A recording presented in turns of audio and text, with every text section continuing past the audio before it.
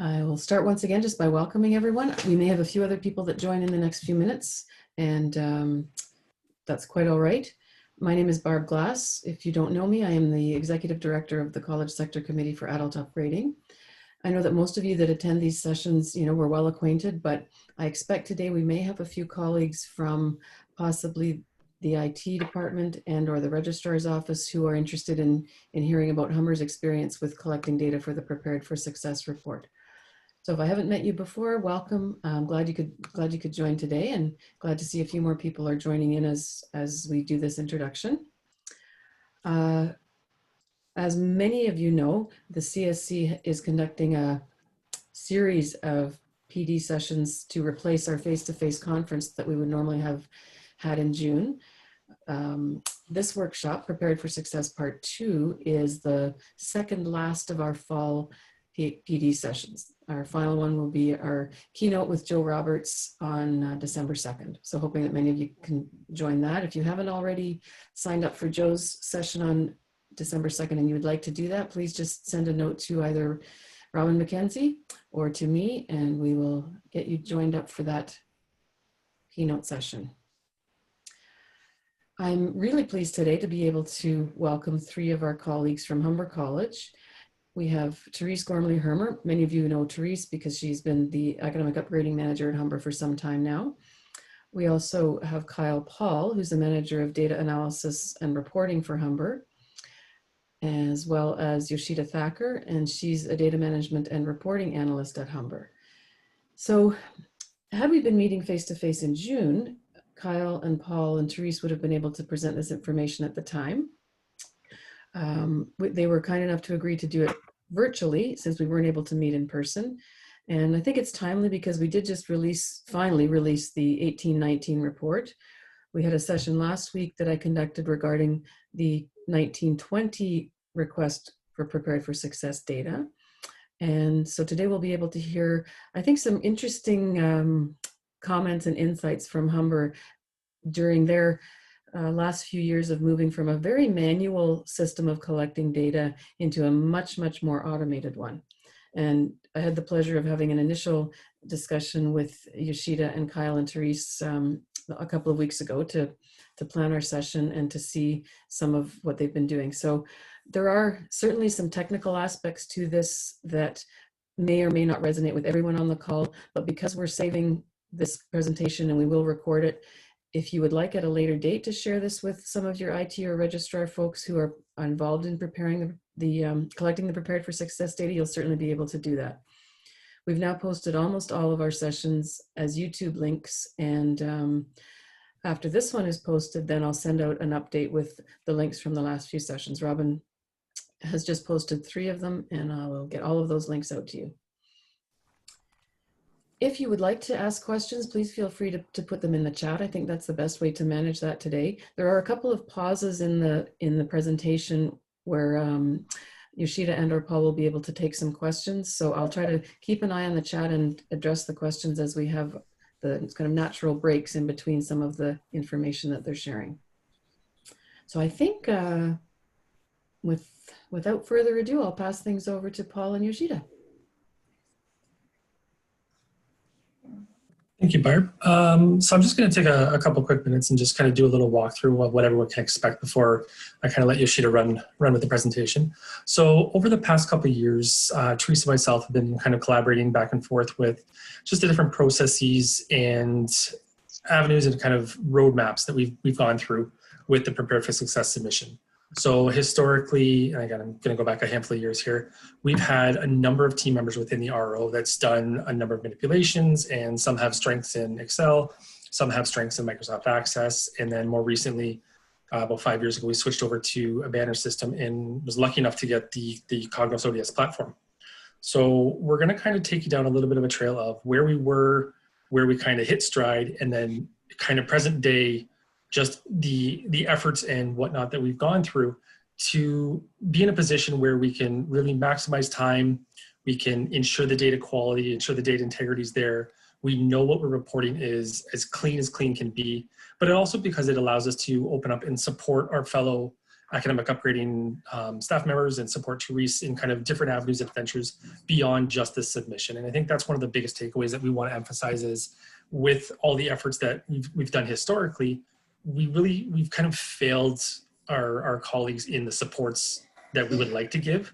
And we're finally now, over the past couple of years, and I'm going to give some thanks to Yoshida for this, that we're able to support with multiple reports and many depths of reports as opposed to just kind of the one prepared for success survey.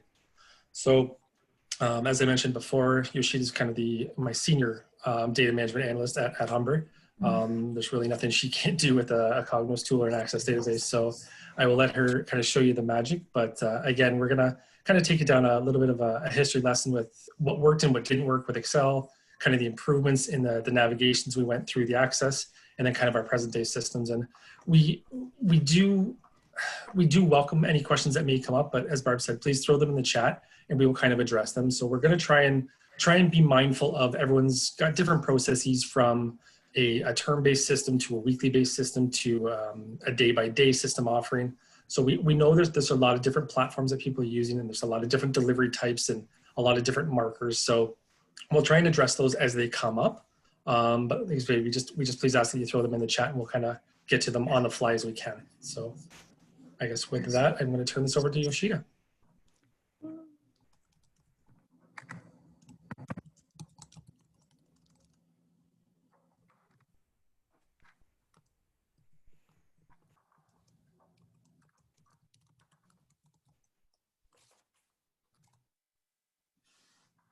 Welcome to the presentation.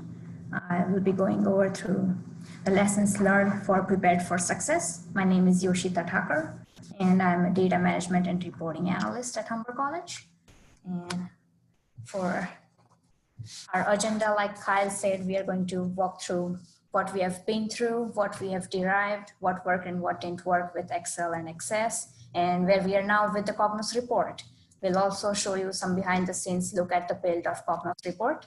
It would be followed by a short summary, and then the floor will be open for any questions you might have. So prior to 2017, Humber College used Excel systems for Prepare for Success report. We had multiple data resources. We had legacy data systems as well as banner data. So we'll go through some of the lessons learned from Excel. After that, we switched to Access database, and it was primarily banner data and what were the best practices from banner, from Access. And from 2019 onwards, we have been using Cognos IBM data reporting tool, and it uses banner data. It's integrated with Cognos, and it's as live as it can be. And the automation implementation and some development of additional supports, which we are able to provide through Cognos reporting tool. And we'll start with Excel. So using Excel, like I said, we had different or multiple data sources, legacy as well as banner. There were multiple sheets, and it was very time consuming for each run. It was tedious because the methodology used was different for every run, and some of the advantages and disadvantages, we'll walk through that. So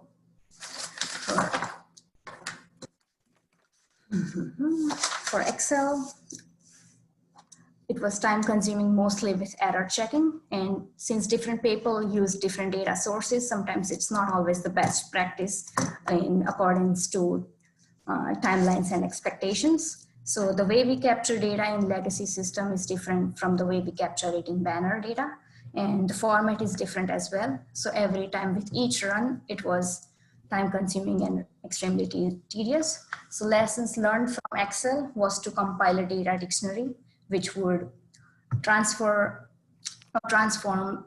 legacy data to our current banner data. We were able to create a dictionary for that. And this slide shows all the Excel sheets we had and how we used VLOOKUPs and macros for that. So all of these sheets were different and had to be changed on conditional, had to be changed every time we run the report. So since VLOOKUP only guarantees just for one data term, it was not always reliable, and hence we changed it to access. So the access joins trumps Excel VLOOKUPs. So every time we reran conditions, it was problematic.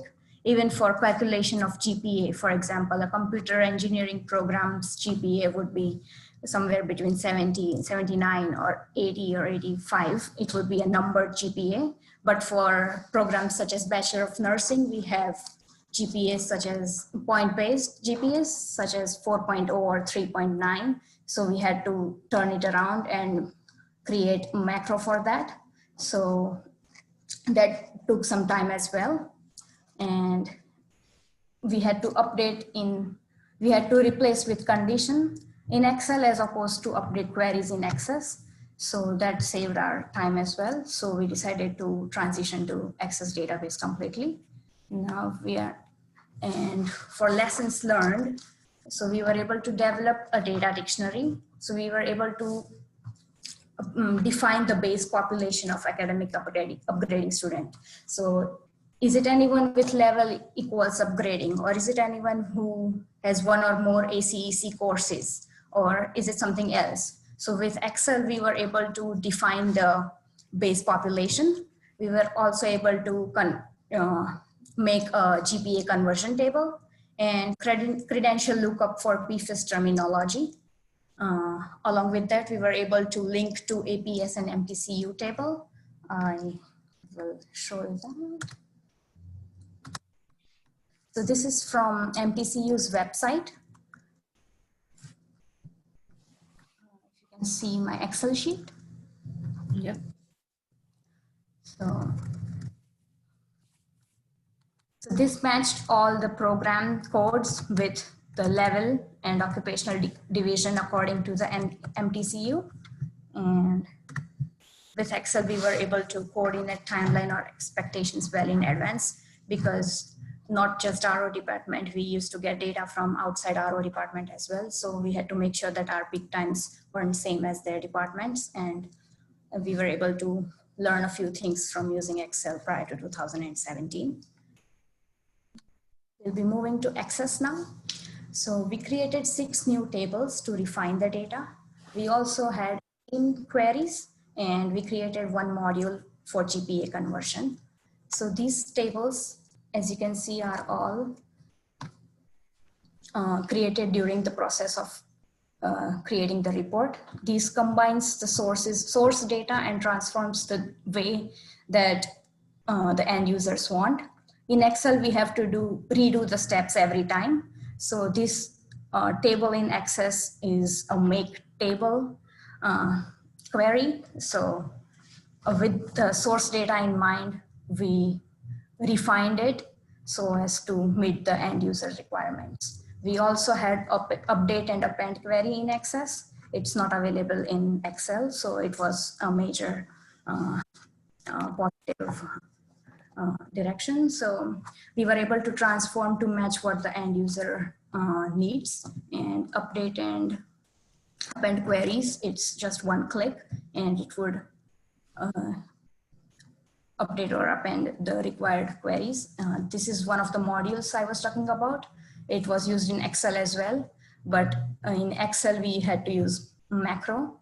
This module is easier. It's just 1-time click, and once you make it, you can just use it for all the reports, or every time you run the report. You don't have to redo it every time. So improvements over Excel. So there's less likelihood for manual error or entry error. There we used fewer formulas, so it reduced our time by a lot. And for every edit or every rerun, it was much easier. Still, we had to manipulate or edit as required.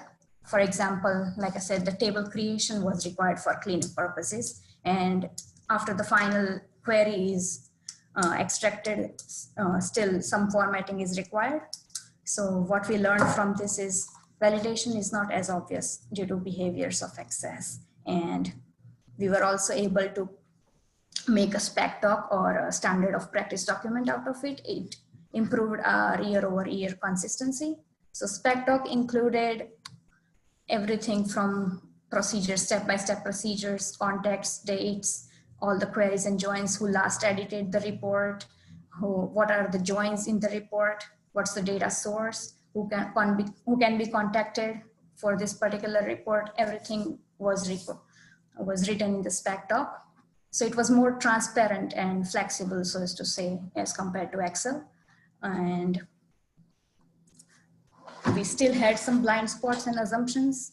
So we assumed that student behavior is consistent throughout, and once fix would apply to most of the students. It also was more overarching as to like Excel would allow you to see the record, see all the records clearly, record by record. Access does not allow that. So we just assume that all the students behave in a certain way.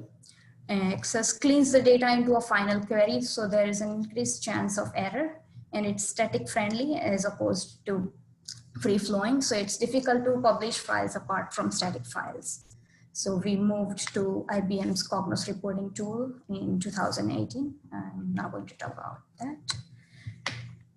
So it's more automated with banner implementation. It's incredibly end user friendly, and data files are not required since initial report development, and it only requires yearly maintenance. Since our banner data is linked with Cognos through ODS systems, it refreshes it every night. So the data is as fresh as yesterday's data, or as fresh as it could get. So we were getting relevant information right on time. In upcoming slides, I'm going to walk through the report as well as a demo run. So now I'm going to actually run the report on site. And choose fall 19 to fall 2020. So we have captured a year worth of data. And click finish. Yeah. I'll let the report run while we continue the presentation. So the landing page only had 4 inputs: the academic upgrading period start, the academic upgrading period end, the PS start term, and the PS end terms. So it requires data to be set up on a term level of enrollment. So I'm aware that not all the colleges use it by term. So you could have a weekly or a monthly admission or enrollment. We at Humber we are based on terms. So fall 2020, winter 21, summer 21 would be consisted of 1 year. So our report is built that way. So we have a few queries. So these are the base. Academic study includes everything program, which is academic upgrading. It also includes the post-secondary program, MTCU code from the website, the post-secondary programming, academic study for the next semester, the GPA, as well as the final list. And now I'm going to go through all the queries one by one. So these are the joins we used. So first we joined the academic upgrading with MTCU codes. Then we joined that with the PS programming. Then it's joined to the next semester. The join here would be 0 to 1, as not all the students would be would start their studies here after academic upgrading. And then finally, we'll input the GPA totals. So this is a quick revisit or logic throughout thought process. So we obtain the last point of contact as a student, and we use running count for it. So for example, if a student has started in 2017 fall, we'll obtain the last point of contact as an AU student, and we'll have filter for that particular student equals 1, and we'll sort the data in a descending order so as to capture the last point. So if a student is enrolled, registered, the primary program indicator is yes, the student is active, and the program includes academic upgrading CC, and academic program is the prompt, which would be 2019-70 in this case. Then academic study, the post-secondary program is everything excluding the academic upgrading program. As you can see here, the enrolled and registered status, we have not included those because not every student would continue. We'll have some students who we lose mid-semester, so their enrollment or registration status changes from a Y to an N. And for this particular query, we have filtered out based on academic sorting in ascending order. So we obtained the first point of contact as an academic upgrading student. So the previous query was for last point of contact, and then this one matches it with the first point of AU student.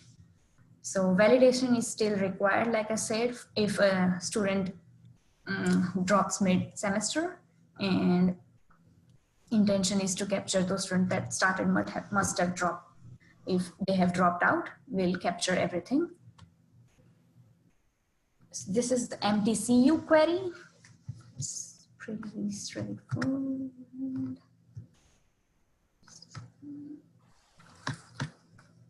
So it draws in the MTCU and APS codes. So we have built a case when statement for each and every program, if it's in college certificate, if it's Ontario graduate certificate, diploma, advanced diploma. So this is just one-time query we use for every year. It requires annual maintenance, and we only take those MTCU codes where the MTCU code is not null. So this way only ministry approved credentials are there in our report.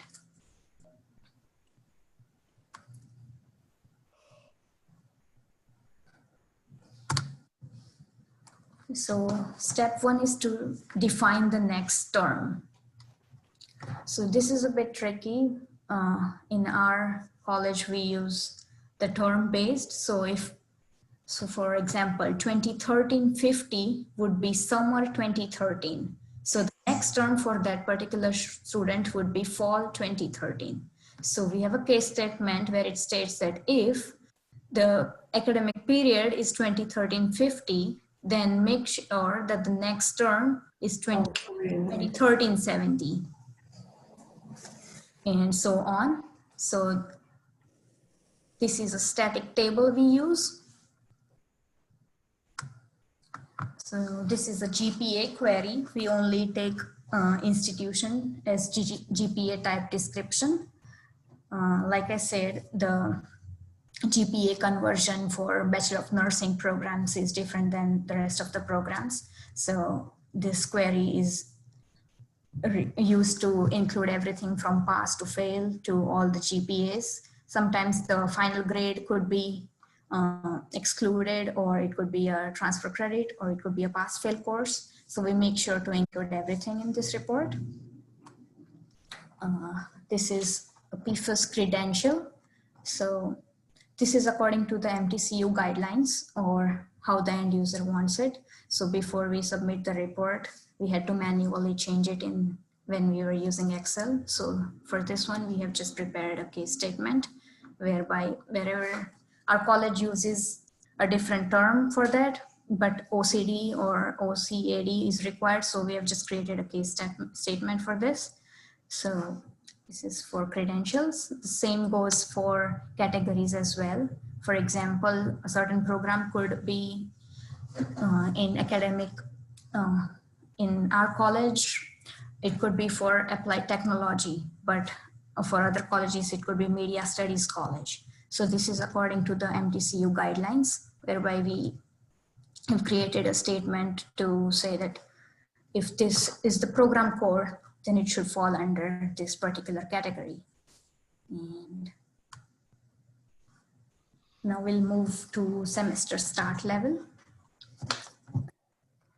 So we have different terms in place. We have 2017 terms, we have 50 terms as well. So a student could be in continuing education, or he or she could be in post-secondary education as well. So we have created another case statement whereby if the academic period is 2017-70, then it would be considered as fall 17 or F17. If it's 2017-50, it would be summer 17, or S17. So this is prepared from 2017 onwards up until 2029 as of now. We'll have to add more years whenever it's stopped. It's done for at least 10 upcoming years. We have some counters as well. We have applied to filter out the levels, the different programs, and if they have not enrolled.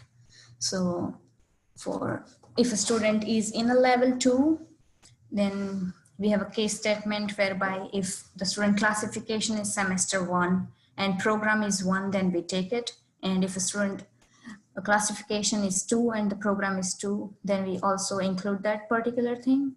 And if it's not the case, then we exclude that student. The same is with the difference in programs. So if program number 2 in semester 2 does not match program 1, then it's a different program. And if it matches, then it's the same program for both the levels. Did not enroll would be when program 2 is null, then the student would be not enrolled in semester 2.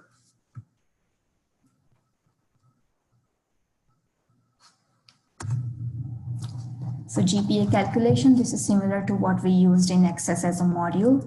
It converts program GPAs of nursing programs and related programs from a 4 scale to a GPA required. So this is a case statement. In India, this is the Indian. Converts the GPA. This one making he.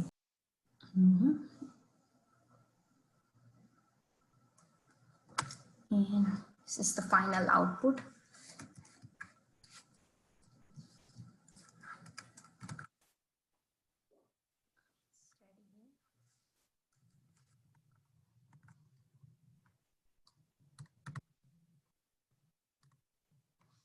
So our final output in Cognos is divided. We have highlighted it or color coded it. So the first 3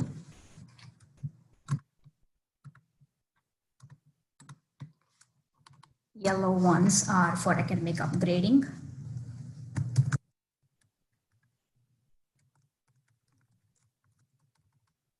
And the green is first semester of post-secondary.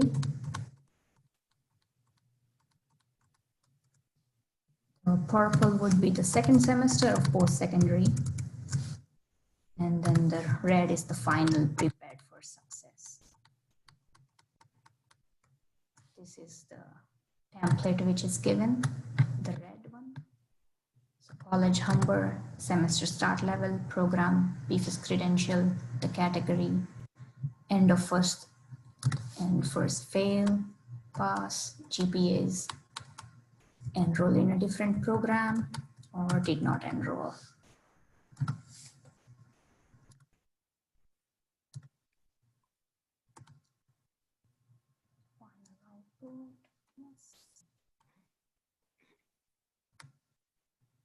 And we usually pivot the final output as well.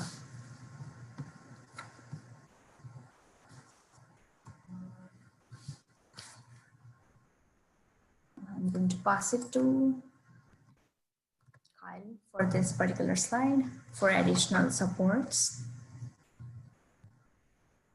So thank you, Yoshida. So like I said, I know this was kind of a relatively quick kind of comprehensive walkthrough of what we've kind of gone through. But basically the entire build on this was probably in 2019, I would say collectively in terms of time was probably not much more different than what our original Access or Excel builds would have taken. like Yoshida said, there's an immense amount of validation that goes in on the first run. And then as we kind of see some spot checks here and there, we just want to make sure that, to Yoshida's point, that in this one, it's are we making sure that if a student has dropped out, I know some institutions have a deregistration policy and then the student record gets deactivated. So one of our checks and balances that we kind of put into practice, the Spectoc that Yoshida touched base on, was anyone that has an academic upgrading record, we make sure that that student is either checked off as included or excluded with purpose for whatever reason. So if a student was enrolled in a post-secondary program and then dropped before day 10, for example, we would kind of communicate that the first time and say, are we supposed to include the student because they don't hit the November 1 audits? Or if they're going to be enrolled in kind of a continuing education program, or to that extent, because most of those are not ministry funded, are we including those? So these are just some of the kind of the questions that we'll kind of continue to build on our Spectoc and kind of whatnot going forward. But I would say in total, in terms of runtime, basically once we have the 4 landing points for the start and the end date, so I believe we're now in a 5-year window for the academic upgrading kind of recent enrollments, and then we do 1 full calendar year for the post-secondary enrollments. I would say cover to cover, we're probably no more than about a 15-minute run. And one of the nice things about the Cognos reporting is we can schedule this for any time of year. So with the inputs, and we did not show this part with the landing page. Yoshida, can you go back to the... I can rerun it. Yes, sure. And if you just go back to the draft on the landing page. So when we get to this, actually, you know what? Can you go to the properties and show this, like as if you were to schedule this report?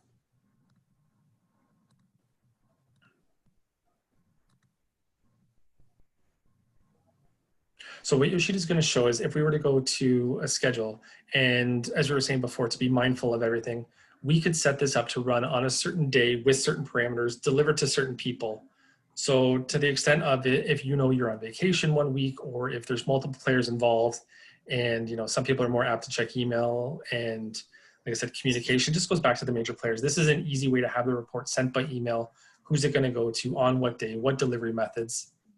And basically the only thing that we haven't figured out or kind of put into practice is that final pivot. We haven't toyed around with building this to be an exact, basically drop and go report. Part and parcel because with the reporting team, one of our kind of integrity pieces is we just want to make sure that we've done all of our checks and balances before we pass off. But again, the automation to this now is we could, in essence, have this come to our inbox around the time when, like I think not too long ago, we received an email from Therese to say, this year's run is ready to go. Therese could have sent us an email and said, okay, can you schedule this report to come out on November 25th at 3:30 p.m. And the report would basically have come in their inbox and she would have had a report, and we kind of would have been stepping away from this. Just looking into the question quickly. So we have not put this into, oh, sorry. Yeah, there's just a couple of questions in there from Matt. Yeah, so have we inputted this data into Plateau or other data visualization tools? We have not. There is, with Cognos, there is a little bit of a kind of a dashboarding tool. We have not toyed around with that much, to the extent of it being basically a cross-tab kind of look and feel of what we're using right now would kind of be our next step. But in the sense of a Plateau or a Tableau or anything of that nature, no. ITS, the Cognos embedder is integrated in there. So it is not a standalone. It is kind of a system. I believe we just actually renewed our license for another 3 years to have a Cognos tool. So it would be an additional add-on or an append. So yeah, like I said, it is. We're trying to be a little bit mindful of. There's certain pieces and certain access points that some colleges have, some colleges don't. That we're very fortunate in our position to have the Cognos add-on. There's a lot of kind of customizations too that we've gone through. But one of the nice things about Cognos too, as Yoshida was kind of demonstrating, is even though a lot of the prepared for success values and variables aren't in the actual banner system, we can create them. And that's kind of the nice thing. There's a row limit of about 1,000. But any of the ministry credentials, it's like I said, it's a little tedious to do the row by row for the MTCU code and what the prepared for success values are that needs to be pulled in. But once it's in the first time, basically we extract that tool, make sure that we're not missing any of the MTCU codes, and kind of run from there. The other nice thing is when we run the report and we see a blank value, that's an easy, quick check and balance as well. So I would say that over the years, it's been good. But one of the nice things is since 2019, since we kind of put this into place, we've allowed our supports and our collaborative efforts to grow. And I'm just going to highlight a couple, and maybe Therese can speak to kind of some of the additional supports we give. But using the Cognos tool, so we do have a course roster because they're, again, like every student, their behavior is unique. We have a weekly automated report that goes out to our academic upgrading team that says, if you're enrolled in any course that has an ACEC course code, you're on this list. And it just makes sure that if a student has dropped, or if a student has stepped away, or for whatever reason, if they've been put on probation for that matter, all these variables are there and included. So I know a lot of the course rosters in a lot of the different platforms that are used, it basically just gives you student name, student ID, kind of enrolled and registered, or just those that are enrolled. And you really have no tracking mechanism for students that have walked away from the college, or when they've walked away from the college. I know we connect kind of, I would say not on the monthly basis, but probably a little bit more frequently with that to say, these students aren't showing up in my course roster. Can you do a little bit more of an investigation? And we cross-reference it with our course roster from the reporting team. And we're able to kind of identify walk-away students, or kind of students that have kind of changed programs and wondered why, or if they've kind of made their progressions, and so be it. The eligible to graduate is another report that we've recently put into play. And again, this is still using an Excel piece, but basically we're looking at a Humber definition of graduate. So we do kind of award an internal credential. And Therese, feel free to step up and speak in if I'm speaking out of context here. I see a hand raised by Therese. Yes, no, thanks. I just wanted to say thank you very much for presenting all this information. I just wanted to point out that the eligible to graduate report comes out a day or two after midterm marks are submitted. We wait, a day or two, 48 hours to make sure that if there's any incompletes or any changes, the report only has to get generated one. That flags for us who is not passing at this midterm mark. So by identifying the at-risk students, the student support advisor can work with, contact those particular students, contact the professors and say, okay, is this based on lack of attendance or other reasons? And we can work out a plan to see if they can pass the course. Oftentimes it's that connection that really helps students pull up their socks. Oh, someone cares about me, someone is following up. And then we can see the students who are passing. So for example, if they're at the pre-ACE level, we would know they're intending to go to the ACE level, and that helps us with our planning for the next semester, how many sections of the courses we would offer. It also helps us to plan our graduation ceremonies because we hold a graduation ceremony for the students who get ACE certificates and certificate of completions. So back to you, Kyle. So again, it's just I'm going to kind of go to the third report there. So the report 3 and 4, kind of the next two that are on our kind of our radar to create and support. So one of the other ones is there's been a lot of discussion over the recent years, and again, between post-secondary and as well as from a continuing education point, from an academic upgrade, from an international piece, is just the progression. And I know the progression has a lot of different definitions of, are you progressing based on semester to semester in a semester 1, 2, 3, 4 in term 1, 2, 3, 4 consecutively, or is this a progression to say you're still within the institution? Are you still within the faculty? So there's a lot of different cuts of the way things look at it. So one of the next reports that we're looking to build for Therese and her team is how many students have ever had an ACEC course, splitting it by a pre-ACE course as well as, I don't want to call it a true ACEC course, but a course that we would put towards the kind of our internal certificate that are now in the post-secondary, and kind of identify how long was the walkaway period? Was it a progressive period?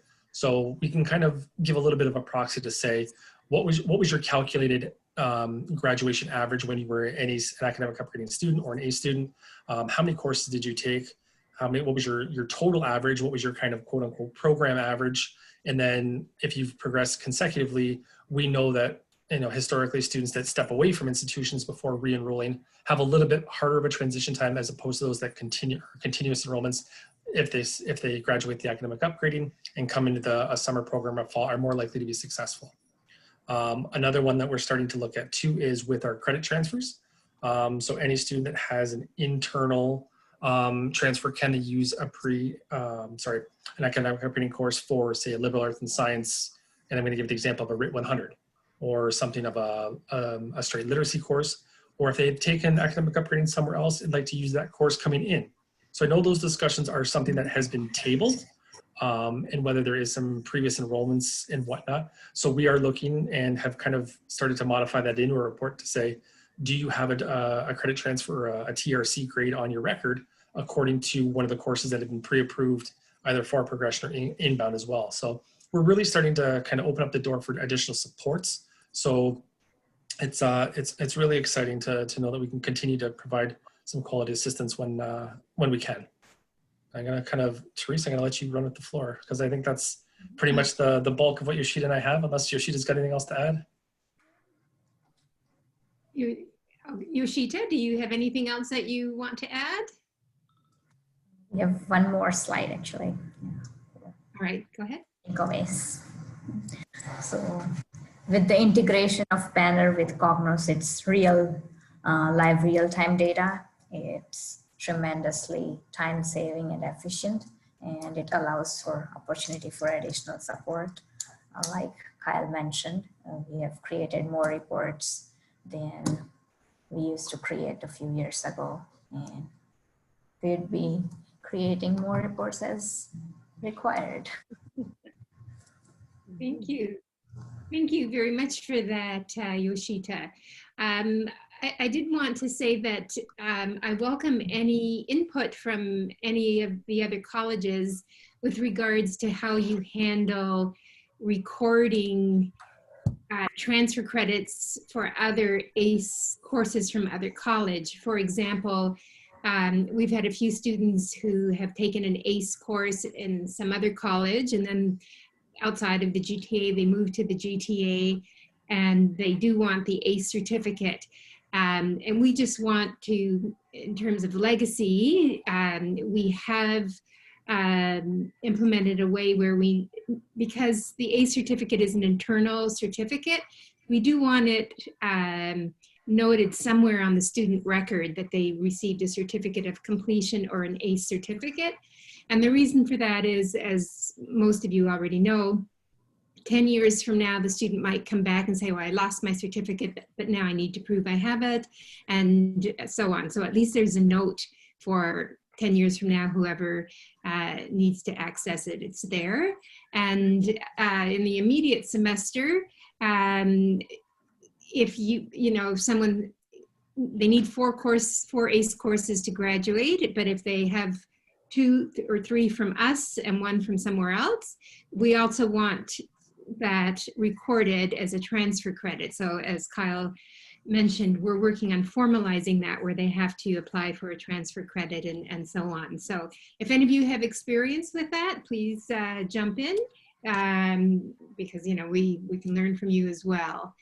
And the other point I'd like to make is that 3 times a week we get a roster update. Some students sometimes drop, and we have a custom-made attendance website where our professors enter who attended, who came late, who left early. So it's course by course, and that's updated 3 times a week, so that we can capture who drops. And that is saved, it's external to Banner, it's our own individual website. And we're able, if a student comes back and wants to register, we can see, for example, they've registered 3 times and dropped out every semester. So then we can question them, well, why are you registering and then dropping out? Or you've taken this course X amount of time, and so on. So it really helps us with planning for the students and making them accountable for what they do. that's a subject of a whole different presentation, but we couldn't do it without this live data, particularly in the first few weeks when students sign up and then move, or we're still looking at how many students sign up for 4 courses, but then drop and only end up taking 2 just for planning purposes, and being realistic about what students can accomplish when they are also working or have family obligations. So we open it up to questions. Does anyone have any questions? I see Matt has some. Matt? Yeah. Retention statistics.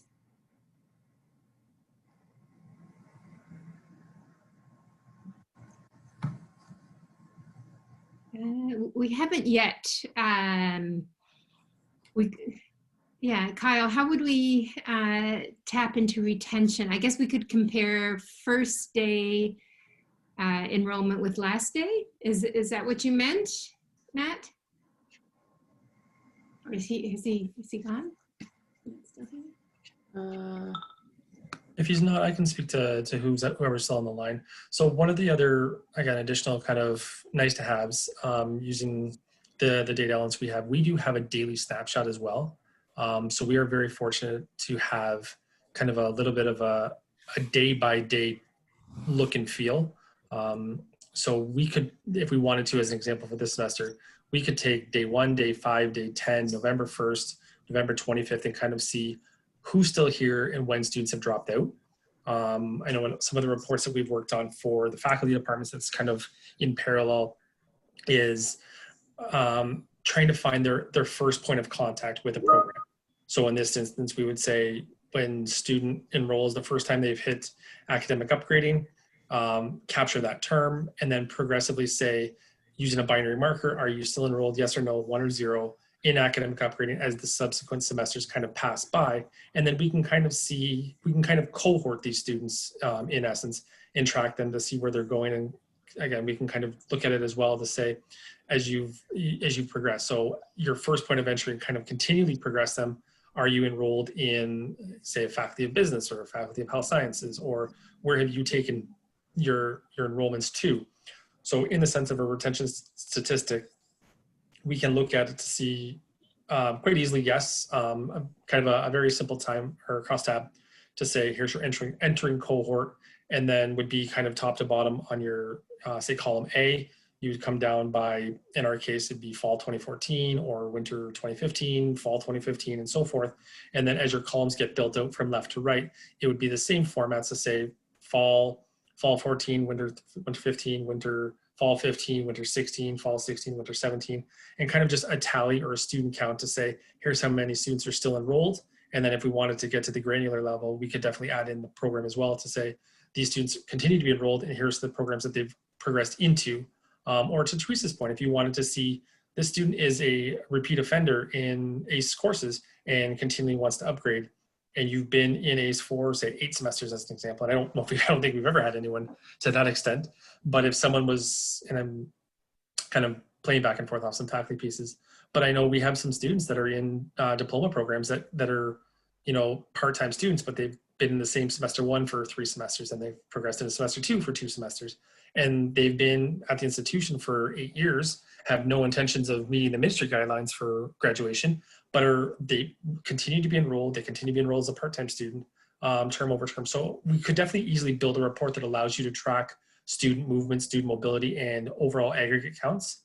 And that's one of the things the reporting team has done lately as well, is we're trying to do more of a kind of a crosstab dashboard. So again, it's very basic. We have an IR department that is tapped into Tableau directly as well. So there is the link to that. So we've built kind of a key dates element to that piece. So they tend to tap into historical, where Yoshida, myself, and the rest of the reporting team are more so kind of current life cycle. So there is a little bit of a differentiation between the retention piece.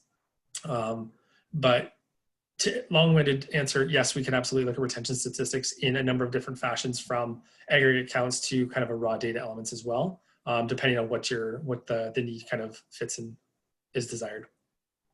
Mm-hmm. Thank you, Kyle, very much for all of that information. One other point that I would like to bring up is, if you haven't already been asked, you probably eventually will, and that is providing information about how our students faring with the move to online delivery.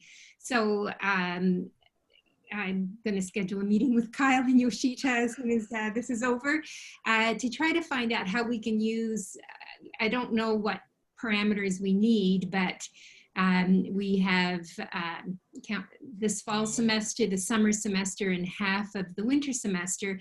If we can compare certain points with either enrollment or midterm marks and final marks to see a rolling average, maybe for the past 2 years plus 2020, has there been a difference? How, just to see, maybe there has, maybe there hasn't, maybe it's better for them to be online, but we need data to support what we say, and that's something that perhaps you all would be interested in doing in your own colleges as well, because that's something that moving forward will help you make the decision about moving back to face-to-face classes or blended or remaining online, and all sorts of interesting things like that. Mm-hmm. Yeah. So if I don't know if Yoshita or Kyle have any closing comments? Follow up for Cognos, if anyone's interested in replicating the data, they could reach out to us. You read my heart. Actually, I went on vacation, of course, sabbatical for a year. And before going, I had set up all my SQLs. But you guys have done an amazing, robust kind of SQL arrangements. I appreciate. I really, really appreciate. And now when I have come back, I see the integration of Banner happened with the Cognos. Well, I think someone was asking, I would love to see this getting through the Cognos visualization tool. So I think I'll stay in touch with you to make my SQLs more robust, because I realize that you guys have tracked it amazingly well, which probably at that time, I'm now talking a year before when I went on sabbatical, things were different, but now this phase has given us enormous amount of opportunities to upgrade ourselves, to face new challenges. And the new normal is really what Teresa was saying. Yes, we need those kind of additional support. I normally use the Lime survey to get that kind of students' perceptions and understanding of their experience. But yeah, integrating those data with this quantitative data which you guys have developed would be amazing. Love to stay in touch with you. Great. You have set the bar, I noted, very, very high. Congrats. And this is inspiring, very inspiring. Oh, thank you. We're happy to support. Thank you so much. Very much, Sharon. And thank you very much to Yoshita and Kyle. They are incredible. What was just sort of this fuzzy idea about, gee, what happens to our students when they leave? We now have all this information at our fingertips, and it helps us to make informed decisions. So they're a wonderful team. So thank you, Kyle and Yoshita. Well, thank you very much, Therese, for moderating that second half, and Kyle and Yoshita, again, thank you very much for taking the time to put the presentation together and to do some planning with us and then deliver the presentation today. I do acknowledge that it's a great example of a really significant evolution from a process that was very manual and still is fairly manual at some colleges into what you've been able to share with us today. So yes, the bar is high, but it's good to have things to aspire to. Yoshita, thank you for acknowledging the fact that many of the college AU delivery sites are not on a semester-based intake. So it does create different challenges with tracking data when you're looking at continuous intake versus semester-based intake. However, one can enter a start and an end date behind the data, then there's a beginning point. I also just want to just put out a general thank you from the CSC for the many years of prepared for success data collection that those of you on the line have undertaken, knowing that it is still fairly manual in some cases, and that you've tried really hard to progress to something that's more automated, both for your own benefit and for the benefit of getting the data into us. So always interested in suggestions around the data collection process. Last week, we did a session on the new template and the new instructions, very similar to last year's, couple of things that we've tweaked for this year. And then just on Sunday or Monday, I believe I sent out that request for the new data for the 1920 Prepared for Success report. And if any questions come up in your college about that new data collection request, please definitely let me know. Happy to try and streamline and provide any clarification I can. I see it in the chat, not any other questions in there today. I'm going to stop recording in a moment. I think that we're pretty well wrapped up. So once again, thank you, Therese, Yoshida, Kyle, and all of you who participated today. Have a great rest of the day. Thank you. Bye, everyone. Bye.